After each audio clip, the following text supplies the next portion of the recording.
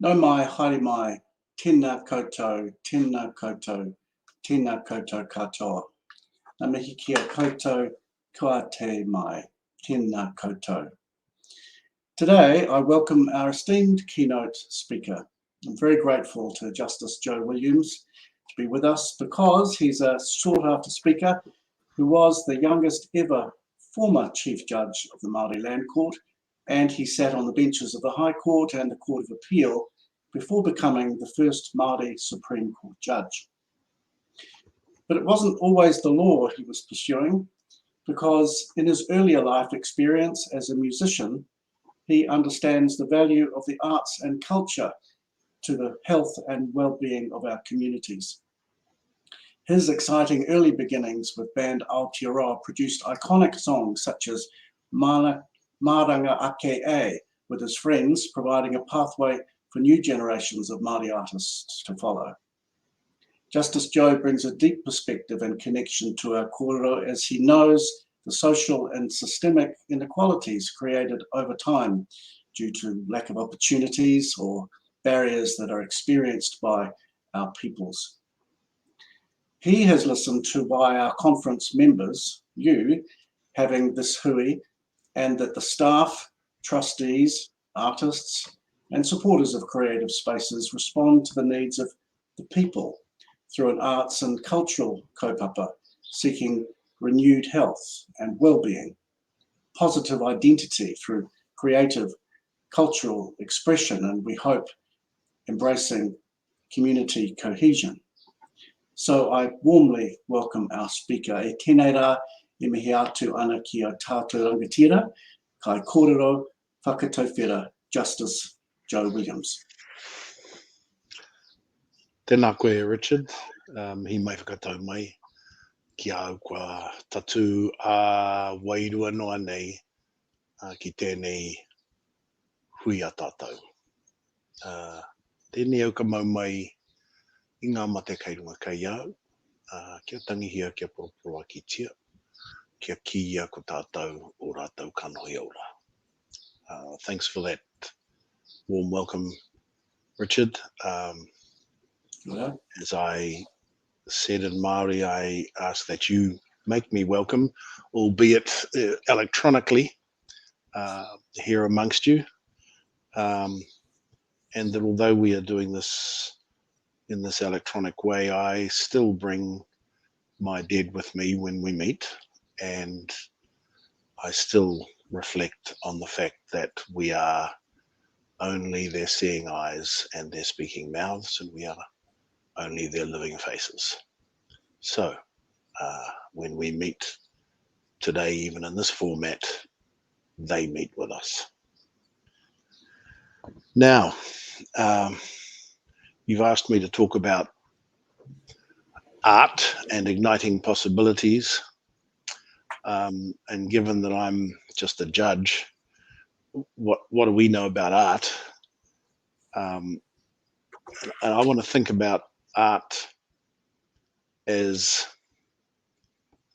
a liberating force, because that's what I think its role is.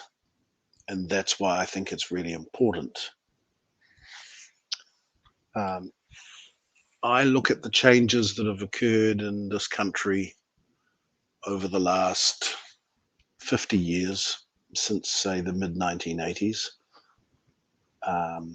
and particularly the changes in relation to the acceptance of a multicultural country. A country that is not anchored just off the coast of England or drifting somewhere across the Atlantic towards America. Not just, if I may say, a paler version of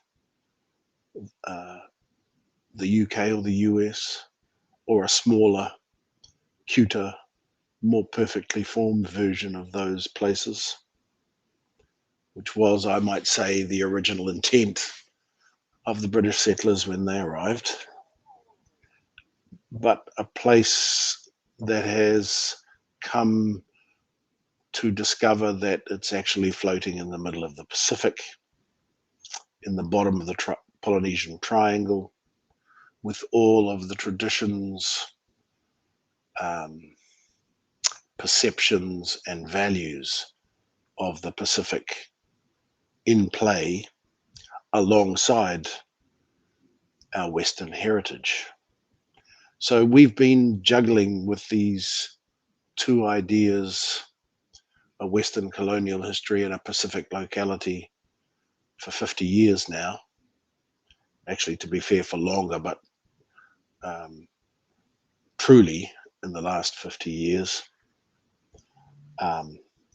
As politicians, as judges, as bureaucrats, as business people, increasingly as business people, as workers, as ordinary New Zealanders.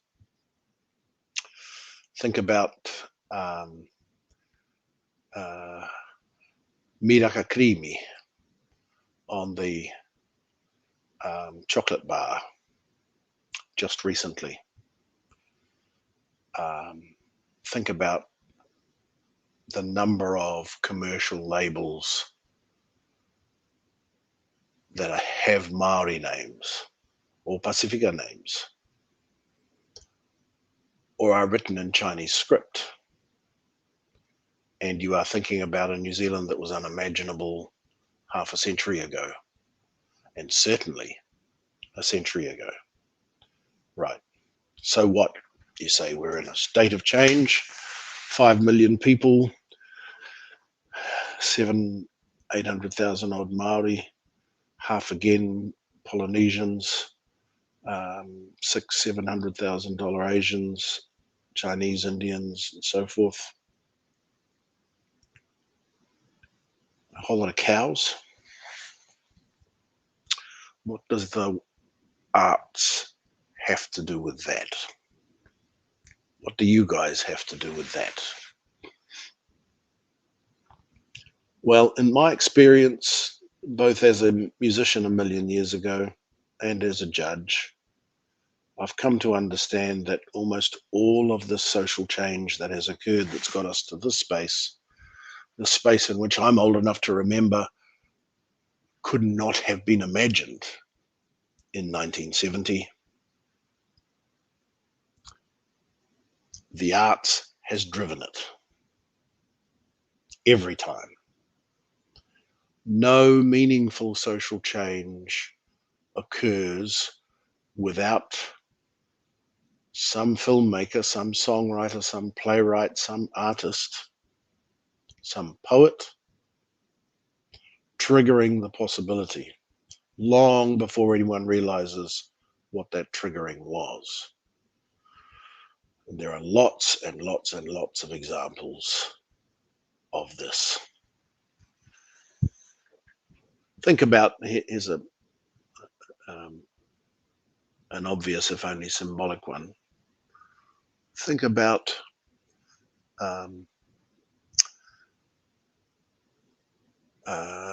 the singing of the national anthem in Māori at Twickenham in 1990, whatever it was, by a young woman from Ngāti Kahungunu, not singing in English, but in Māori, causing a huge furore. And I wondered how that had happened. It turns out that the first time the anthem was sung in Māori was at a rugby league test in Carlaw Park in Auckland. Carlaw Park doesn't exist anymore, but New Zealand versus Australia, Kiwis versus Kangaroos, we lost, of course. But there it was, sung in Māori and in English, seemingly perfectly comfortably, the crowd being largely Māori and Pacifica. And then the netball picked it up, and then the soccer picked it up, then the hockey, rugby last, of course, being the most conservative. But the amazing thing was, it was just the artist deciding to do it, to capture the moment. No government official said, okay, sing the national anthem in Māori now. No parliamentary act, nothing. Governor General didn't know it was going to happen, let alone Her Majesty, as she then was. Just an artist deciding to capture that moment. Now, that's just a symbol, but what it did was express something everybody eventually came to feel, but at that point hadn't realized they did. This is the arts teaching us to remember ourselves.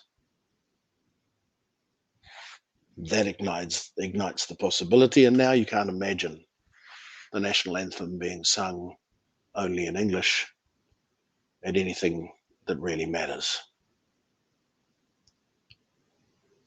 There are so many examples of the arts playing this role. Often the arts provide a moment at the mixing between the meeting place between cultures, the meeting place sometimes between old and new. And in that meeting place, they invent something new that captures that moment. And suddenly, imperceptibly, everything's changed because it's captured the moment. People grab onto it and then move forward again, using it as the next baseline. It's always the arts that do that. Great lines of poetry, great pieces of visual art that make New Zealand go, yeah. That make New Zealand go, okay, we're cool. That make New Zealand go, ooh, we've got some work to do. That was bad. That make New Zealand go, we've changed and we like this change. That captures, that celebrates, that inspires, or that challenges us to be better. Then what happens, in my 60 years of life, I've seen this generation after generation. What happens is the politicians catch up, ordinary New Zealanders catch up, the judges, usually last, catch up. And everyone thinks this is the way it's always been. But it wasn't. It was the artists dreaming or the artists remembering. So, if we're going to make a go of Aotearoa Inc. in the bottom of the South Pacific, with all of the problems that now confront us, existential in nature, all of the friction of multiple cultures, of plural political perspectives, of a planet in deep trouble thanks to us. There's no reason for me to believe that the arts won't be the torch that shine the way. Nor is there any reason for me to believe that, having done it, no one will have noticed straight away. Then a year or 2 or 3 down the road, people will look back and say that was the spark that lit the fire. I come from a culture that loves to perform.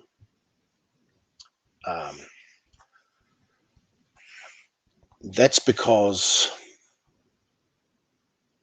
I come from a culture that had no form of writing.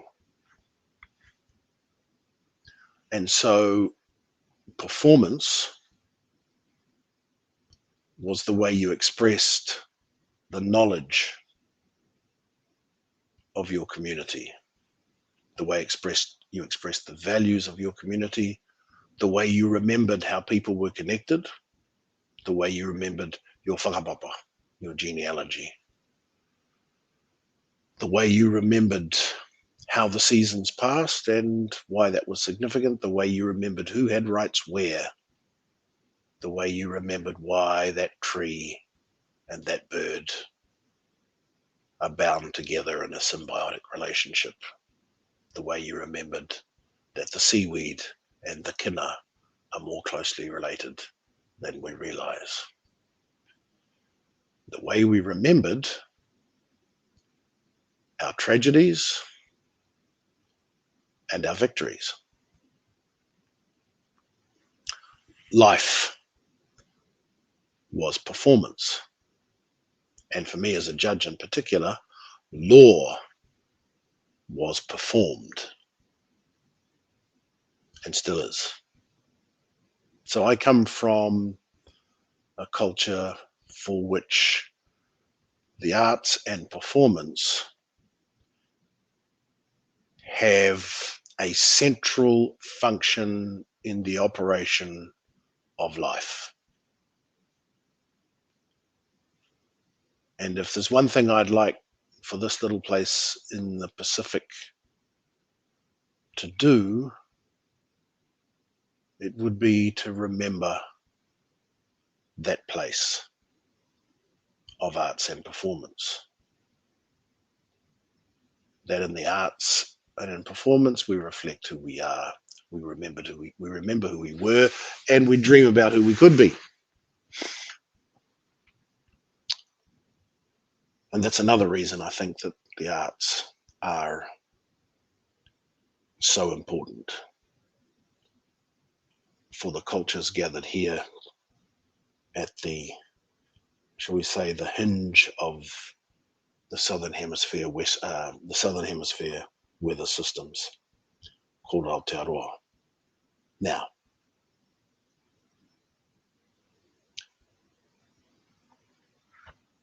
I think in doing art, in performing, whether visually, physically, or otherwise, we build empathy. We invite the world into our hearts. We, if we are true to art, make ourselves vulnerable. We open ourselves up, sometimes to criticism. But in making ourselves vulnerable, we invite our community to share in this great thing called empathy. No community can survive without it. It is the glue that binds us together. In a small place like Aotearoa, we can feel it when it is there, and we can feel it when it is not. The arts are kind of like a pill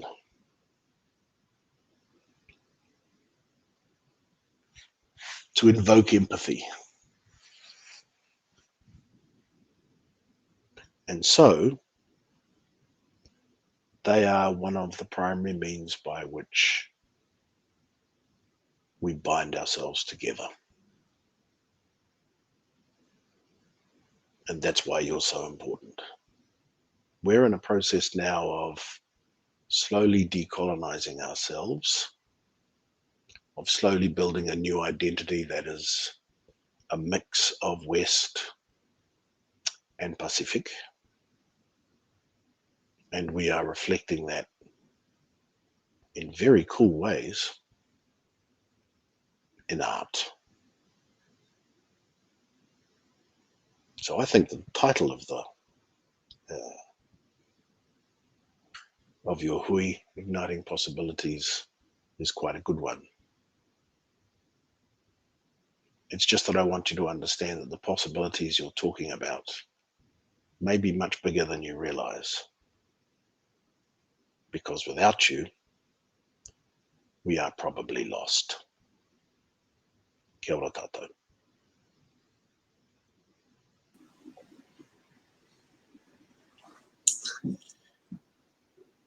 Ngā mihi mō te kai kōrero I tēnei rā.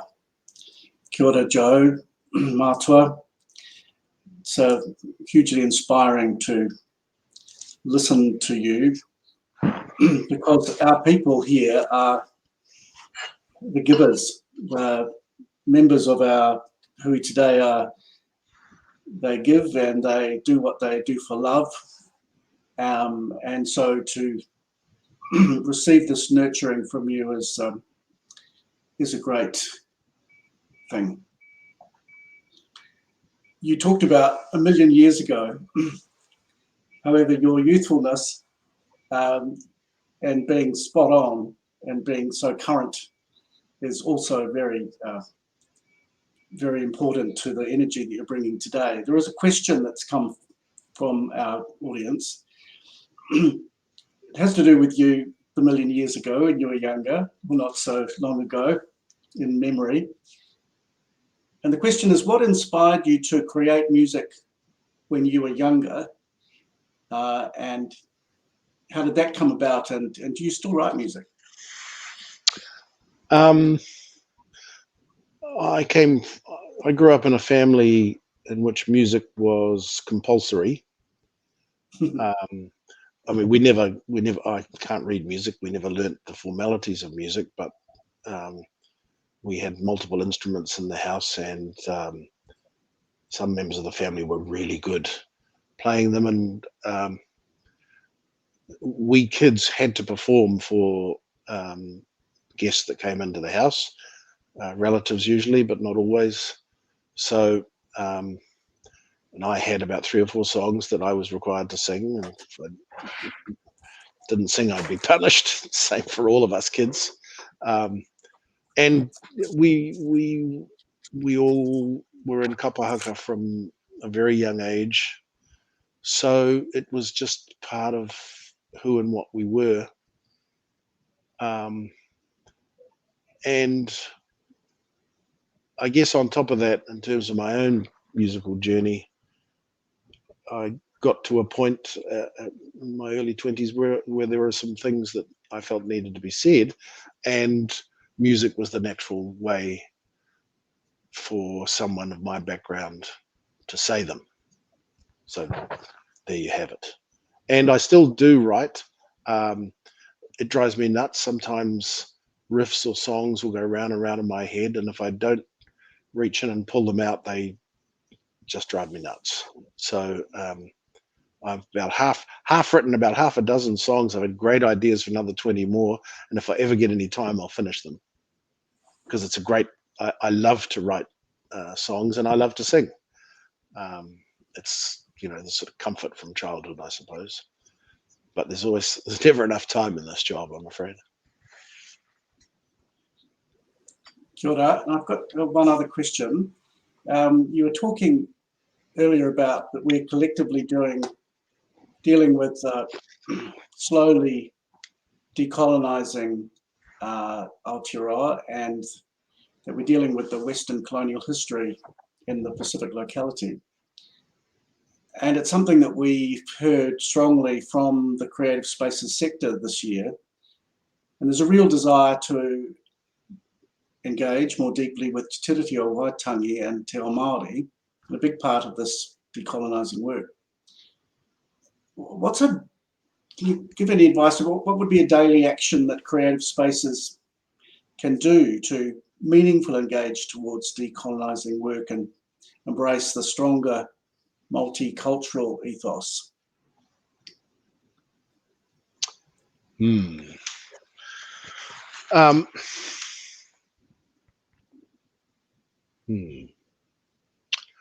Decolonizing artists.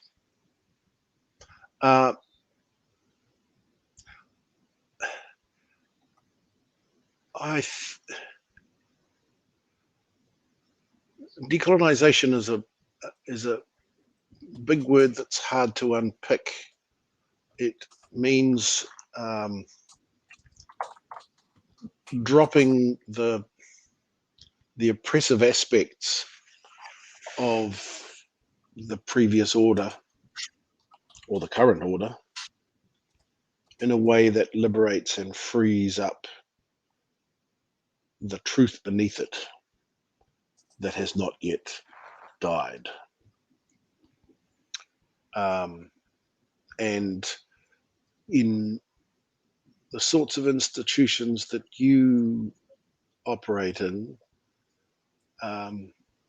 that means, I think, reaching out to Maori versions of art and the Maori communities within your communities, discovering the power of Te Ao Māori's art forms, tā moko, waiata, weaving, and so on, and seeing them as something that it is appropriate in a decolonized place for your places to engage with. Not over there, tapu, stay away from them because I'm unsure, but find ways of being secure and engaging with that world. And I know that's difficult because you don't want to, you don't want to put a foot roll and insult someone. But decolonization requires dialogue, and your places have to start with dialogue, and then you'll find that the forms of art and performance that come from the world that I'm familiar with are things that are able to be engaged in by your places in good ways and for good reason. So, so I think you should reach out to Maori places of arts, to the wānanga, to various other Maori art centres, to tangata whenua communities around you, and say we'd like to engage and we'd be happy to have you among us.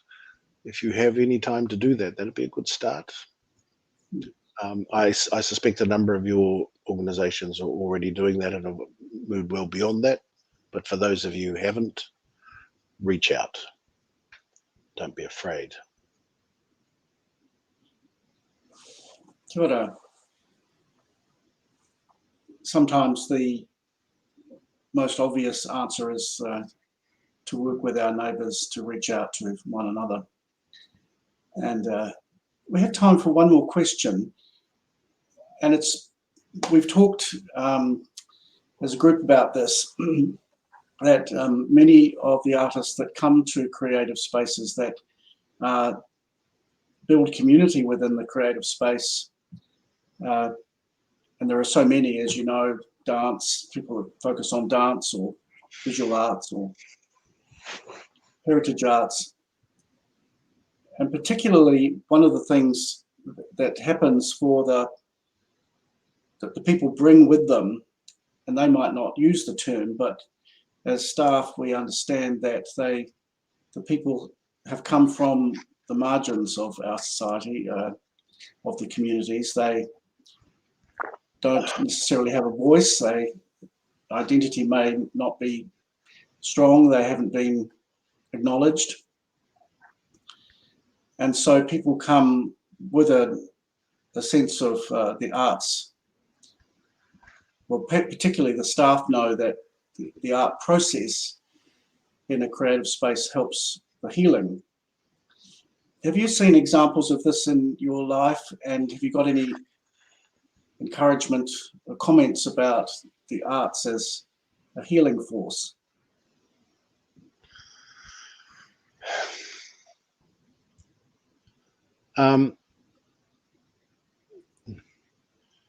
Where do you start with a question like that? I think that's the most important dimension of art. If it's true art, it's vulnerable. And if it's vulnerable, it's capable of healing not just the maker, but the viewer, or the reader, or the hearer, or the seer. If it's true art, it evokes empathy, and empathy is healing. If it's true art, and in my sense, traditional art, it's remembering. My cousin made me a cloak. My first cousin just made this cloak called a hieke. It's a very simple flax cloak, which she took months to make.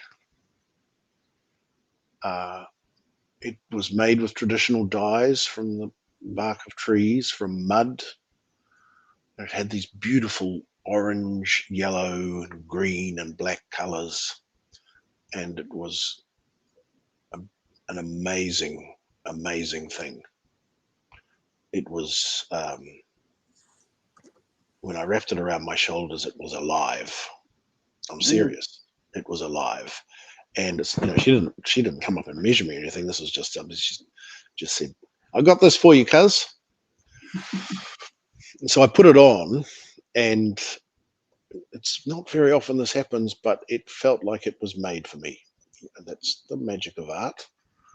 From my point of view as the receiver, from her point of view, there was the journey of making something in a way that it had been made for 700 or 800 years. And the remembering for her of the power in that changed her. Completely changed her in a really fundamental way. She had mana. She was, never a sort of a pushy, up front, in your face kind of person at all, always in the background. But she walked taller, I think. I don't think that's wishful thinking, because she had done this, and she had done this true to the old ways. Now she was an expert. Now people would look to her to carry on the tradition. When I was a lawyer working in communities on treaty settlements, communities would usually learn waiata or haka relevant to whatever the claims were. And I saw this time and time again. The whole community, 50, 100 people, would learn a waiata that retold the story of loss, of confiscation, of war, of death, whatever it might be. And then they would stand and perform it in front of the tribunal, usually in tears. The men angry, the whole house watching the performance also in tears, including the Crown, about whom the waiata was written. And I saw that done maybe half a dozen times during my career as a lawyer, where a community had come together to make a point of remembering in the old way things that had happened to them. That catharsis had incredibly healing power, because in the moment, it was full of exuberant pain. But after its performance, the physical release and the fact that without exception, those to whom it was performed also felt its power, meant those hapu were transformed in that moment.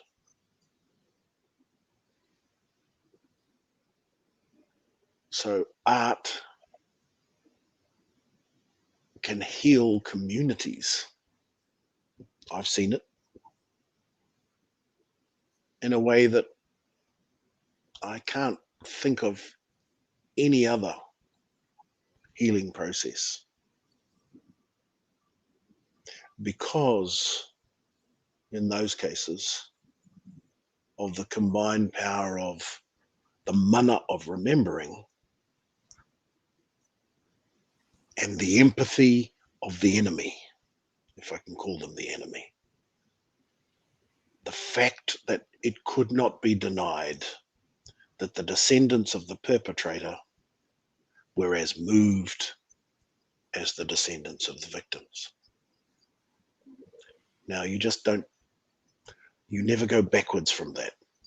This is your stake in the ground now, and whatever happens, you're going to be moving forwards. Only the arts can do that. Kia ora, Justice Joe. Your words at the beginning of our journey as we start our hui are extremely important, extremely inspiring and valuable, because the healing work and the power of art that you're reminding us of is exactly what the goal is of all the delegates. I believe we understand that this is their calling, and they're called together in a hui today that will ignite a huge spark. And perhaps when we look forward and backwards from today, we'll see this as an extremely important mark in the purpose of and the strength of creative spaces in Aotearoa. Ngā mihi mō te kaikōrero e tēnei rā. Tēnā koutou, tēnā koutou, tēnā koutou katoa. Kia ora.